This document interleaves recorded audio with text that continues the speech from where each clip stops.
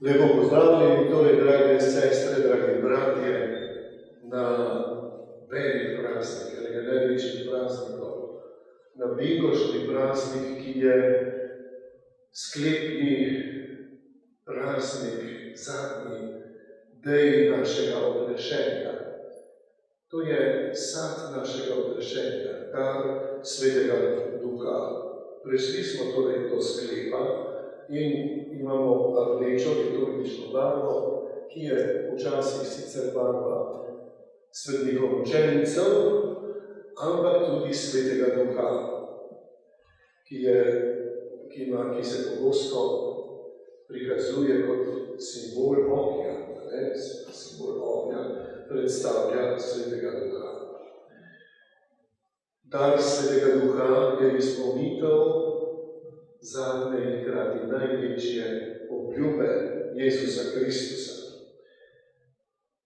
Jezus je pred pohodom rekel: prejeli boste dar Svetega Duha in boste moje priče do skrajnih mej sveta.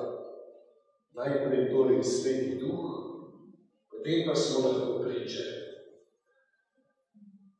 In pomislimo, ali smo res mi Jezusove priče v svetu. Prejeli smo dar Svetega Duha, najprej pri krstu, potem pri birni, in moramo biti priče. Tisti, ki Boga ljubi in je prejel dar Svetega Duha, je opremljen, če lahko tako rečem, za pričevanje v Svetem Duhu z močjo, tako kot bomo slišali v prvem verju. Na začetku torej te svete daritve vas vabim, da obžalujemo, če nismo bili priče, kot bi bilo potrebno.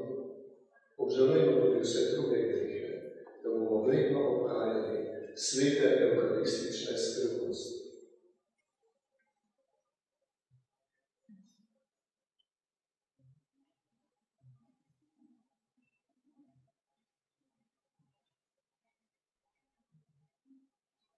Vsemogočnemu Bogu in vam, bratje in sestre, priznam, da sem grešil v mislih, besedah in dejanju, mnogo dobrega opustil in slabega storil.